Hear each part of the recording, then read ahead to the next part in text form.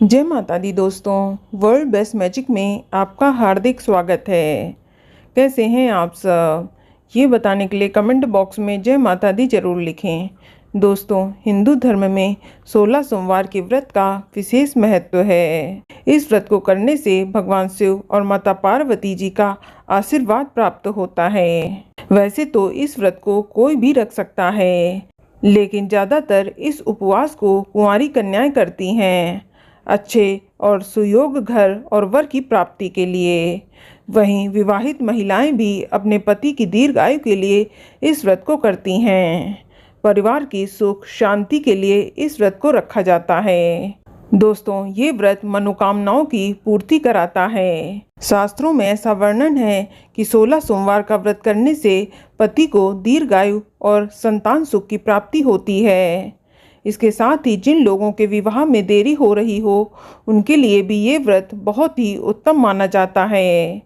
ये व्रत स्वयं पार्वती जी ने किया था, भगवान शिव को पति के रूप में पाने के लिए।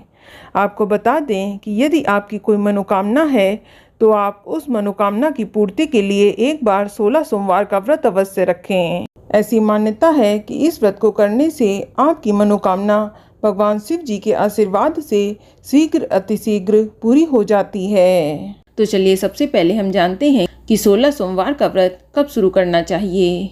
दोस्तों, इस व्रत को सावन, चैत्र, वैशाख, कार्तिक और मार्गशीर्ष माह में पड़ने वाले शुक्ल पक्ष के सोमवार से व्रत की शुरुआत करनी चाहिए। लेकिन अगर आप 16 सोमवार का व्रत सावन के महीने से स्टार्ट करेंगे तो ये सर्वोत्तम रहेगा कि आप सावन के महीने में पड़ने वाले पहले सोमवार से ही 16 सोमवार व्रत की शुरुआत कर दें, ताकि आपको सावन सोमवार के ज़्यादा से ज़्यादा व्रत मिल सकें। दोस्तों, अब आपको 16 सोमवार व्रत के ज़रूरी नियमों के बारे में बताऊंगी, क्योंकि इस व्रत में नियम और संयम का बहुत ज़्यादा महत्व है। दोस्तों, सबसे ज़रूरी बात यह है कि 16 सोमवार व्रत की पूजा का समय निश्चित होता है। इस व्रत की पूजा प्रदोष काल में करना श्रेष्ठ होता है, लेकिन किसी कारणवश आप प्रदोष काल में पूजा नहीं कर सकते हैं तो आप 16 सोमवार की पूजा सुबह के टाइम भी कर सकते हैं। लेकिन ध्यान रखें कि आप जिस भी समय का चुनाव करेंगे, आपको हर सोमवार को उसी टाइम पूजा करना है, और जिस दिन आप उद्यापन करेंगे तो उद्यापन का भी सेम टाइम ही होगा। इस बात का ध्यान रखें। इसके अलावा व्रत के दिन और व्रत के एक दिन पहले से आपको तामसिक चीज़ों का त्याग करना होगा। आपको लहसुन प्याज से बने खाने का त्याग करना होगा। इसके साथ ही जो शादीशुदा लोग हैं, उन्हें पूर्णतः ब्रह्मचर्य का पालन करना अनिवार्य होगा। वैसे तो इस व्रत को निर्जल व निराहार ही करना चाहिए, लेकिन अगर आप निर्जल व्रत रखने में सक्षम नहीं हैं तो आप सुबह की पूजा करने के बाद फलाहार लेकर भी इस व्रत को कर सकते हैं। और इस व्रत में एक ही बार एक ही अनाज का मीठा भोजन किया जाता है। भोजन के रूप में सिर्फ चढ़ाए हुए प्रसाद का तीसरा हिस्सा ही ग्रहण किया जाता है। ध्यान रहे कि प्रसाद ग्रहण करने के बाद आपने उस समय जो भी खाया पिया है, उसके बाद आपको कुछ भी खाना और पीना नहीं है। नेक्स्ट डे सूर्योदय होने के बाद ही आप कुछ खा पी सकते हैं।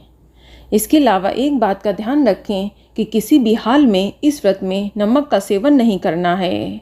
आप सिर्फ शाम के समय मीठा भोजन ही ले सकते हैं।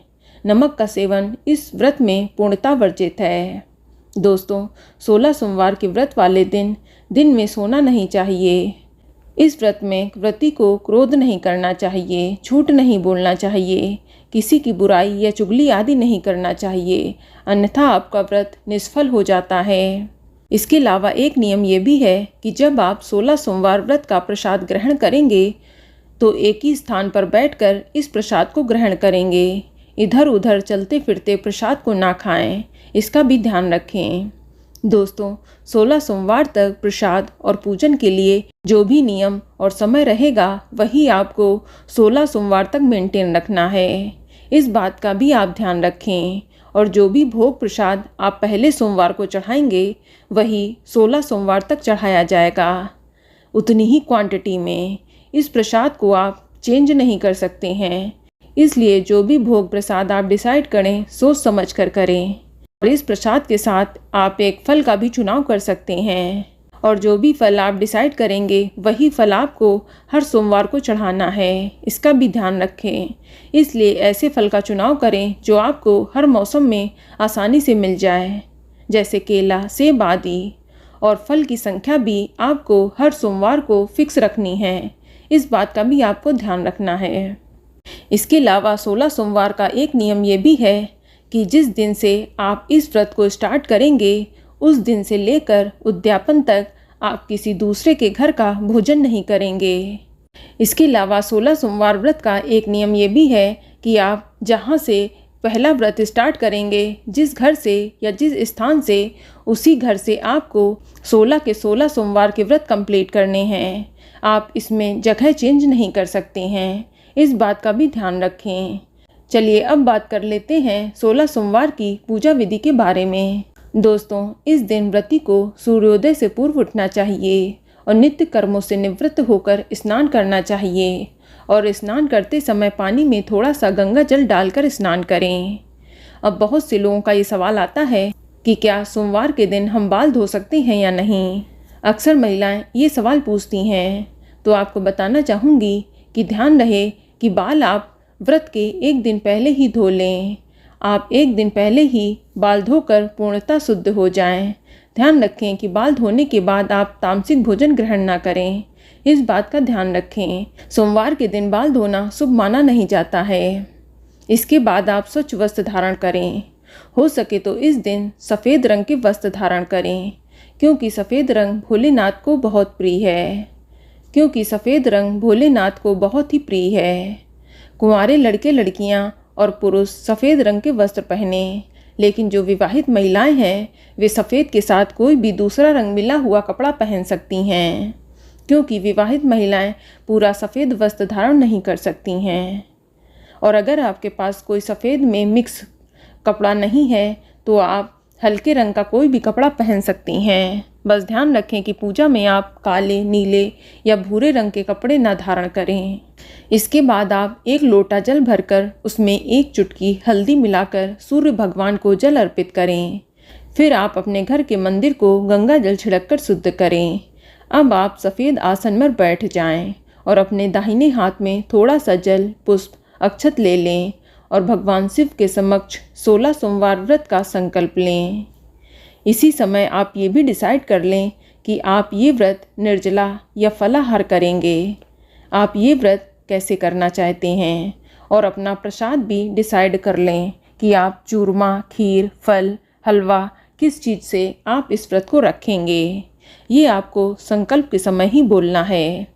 साथ ही भगवान शिव से अपनी मनोकामना भी बोलनी है। इसके बाद हाथ में जो आपने जल, पुष्प, अक्षत लिया है उसे शिव जी के सामने छोड़ दें। अब आप भगवान शिव, माता पार्वती और गणेश भगवान का विधि पूर्वक पूजन करें। इसके बाद आप पूरा दिन अन्न जल ग्रहण नहीं करें। यदि आप फलाहारी व्रत कर रहे हैं तो सुबह की पूजा करने के बाद जल, चाय, दूध, जूस, फल आदि खा सकते हैं। अब शाम को पूजा करने से पहले प्रसाद तैयार कर लें। ध्यान रहे 16 सोमवार व्रत की पूजा प्रदोष काल में करना सर्वोत्तम रहता है। आप शाम की पूजा या तो घर पर करें या शिव मंदिर में जाकर। यदि आप घर पर पूजा कर रहे हैं तो आप घर पर छोटा शिवलिंग जरूर रखें और उसे किसी तांबे की प्लेट में रखकर शिवलिंग का अभिषेक करें। और यदि आप शिव मंदिर में जाकर पूजा कर रहे हैं तो बहुत अच्छा रहेगा। आप सबसे पहले शिवलिंग का जलाभिषेक करें। ये अभिषेक आप गंगा जल या किसी पवित्र नदी के जल से करें या फिर शुद्ध जल से करें। इसके बाद भगवान का अभिषेक आप दूध, दही, घी, शहद, शक्कर आदि से करें। आप अभिषेक के समय ओम नमः शिवाय मंत्र का जाप करते रहें। इसके बाद शिव जी को सफ़ेद चंदन का तिलक करें, अक्षत अर्पित करें।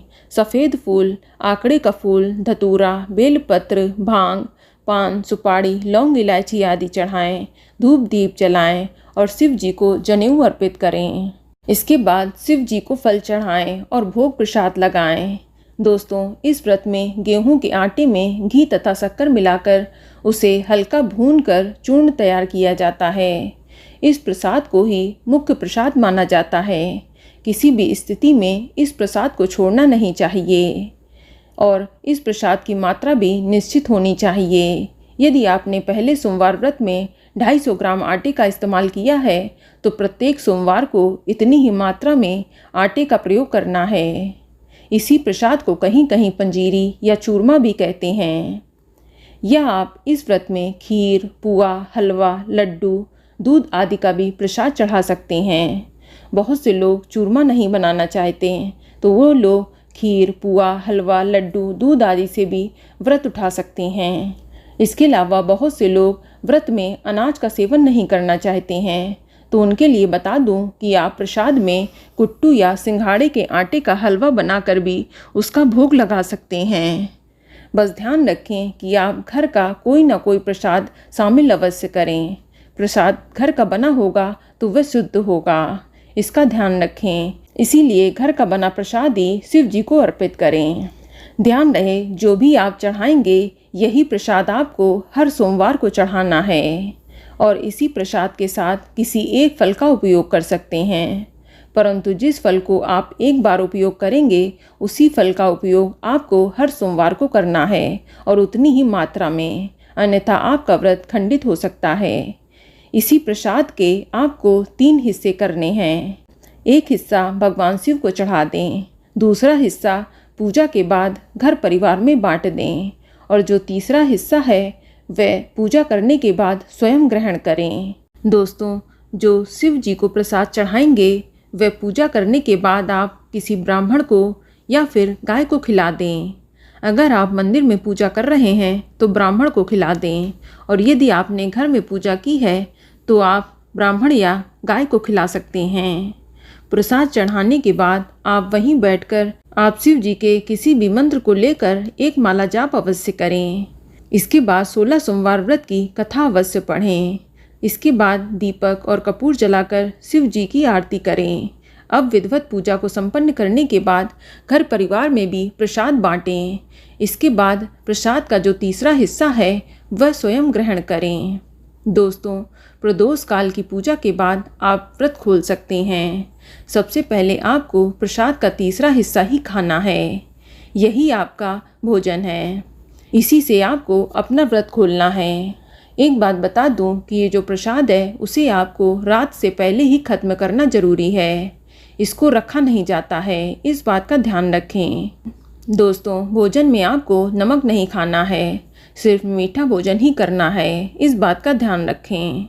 दोस्तों, अगर हो सके तो हर सोमवार को एक विवाहित जोड़े को भोजन कराएं, उन्हें उपहार दें जैसे फल, मेवा, मिठाई, वस्त्र आदि। चलिए अब जान लेते हैं कि 16 सोमवार व्रत का उद्यापन कब और कैसे किया जाएगा। तो दोस्तों, 16 सोमवार व्रत का उद्यापन 17वें सोमवार के दिन करना चाहिए। हो सके तो उद्यापन आप किसी पंडित को बुलाकर विधि पूर्वक कराएं, वरना आप स्वयं भी उद्यापन कर सकते हैं। बस आपको ध्यान रखना है कि उद्यापन भी उसी टाइम होगा जिस समय आप हर सोमवार को पूजा करते थे। आप हर सोमवार की तरह विधि पूर्वक पूजा करें और उद्यापन में 1.25 किलो या 5.25 किलो आटे का प्रसाद बनाएं और प्रसाद के 3 भाग करें। इसमें भी एक हिस्सा स्वयं खाएं, एक हिस्सा ब्राह्मण को और दूसरा घर परिवार में बांट दें। दोस्तों, उद्यापन में आप हवन भी जरूर करें। अगर आप पंडित से हवन कराएं तो श्रेष्ठ रहेगा, वरना स्वयं भी आप 11, 21, 51 या 108 बार शिव के किसी भी मंत्र का जाप कर सकते हैं। आप हो सके तो खीर की आहुति दें। इसके बाद सफ़ेद चीज़ों का दान करें। आप इस दिन चावल, चीनी, सफ़ेद वस्त्र, दूध, बर्फ़ी, चांदी और फल के साथ कुछ पैसों का दान अवश्य करें। दोस्तों, उद्यापन के बाद इस दिन आप 16 विवाहित जोड़ों को भोजन कराएं। अगर आप 16 विवाहित जोड़ों को खाना न खिला सकें तो कम से कम उद्यापन में एक ब्राह्मण जोड़े को भोजन अवश्य कराएं और उन्हें दान दक्षिणा देकर उनका आशीर्वाद लें। इस प्रकार से आपको 16 सोमवार व्रत का उद्यापन करना है। चलिए अब जान लेते हैं कि यदि 16 सोमवार में पीरियड आ जाए तो व्रत और पूजा किस प्रकार करनी है। अक्सर महिलाओं का ये सवाल होता है कि 16 सोमवार में यदि पीरियड आ जाए तो उन्हें व्रत किस प्रकार करना है। आपको बता दूं कि 16 सोमवार का व्रत लगातार किया जाता है, वो भी बिना गैप करे। इसलिए यदि आपको किसी भी सोमवार में पीरियड आ जाए तो उस दिन आप व्रत जरूर रखें, लेकिन पूजा ना करें। अब बहुत लोगों का सवाल है कि पीरियड वाले व्रत की गिनती करें या नहीं। तो दोस्तों, आप पीरियड वाले व्रत की गिनती ना करें, आप उतने ही व्रत एक्स्ट्रा रखें। आप वही व्रत काउंट करें जिसमें आपने स्वयं पूजा की हो। अब बहुत से लोग पूछते हैं कि पीरियड में वो क्या खाएं। तो आपको बता दूं कि जो भी आप हर सोमवार व्रत को बनाकर खाती हैं, उतना ही एक हिस्सा अपने लिए बनाकर खा लें, बिना भगवान को भोग लगाए। तो दोस्तों, यदि आपका 16 सोमवार व्रत से संबंधित कोई भी सवाल हो तो आप कमेंट करके पूछ लें। वीडियो पसंद आए तो कमेंट में ओम नमः शिवाय या जय माता दी जरूर लिखें। इस वीडियो को लाइक करें और शेयर करें, साथ ही चैनल को सब्सक्राइब करें। धन्यवाद।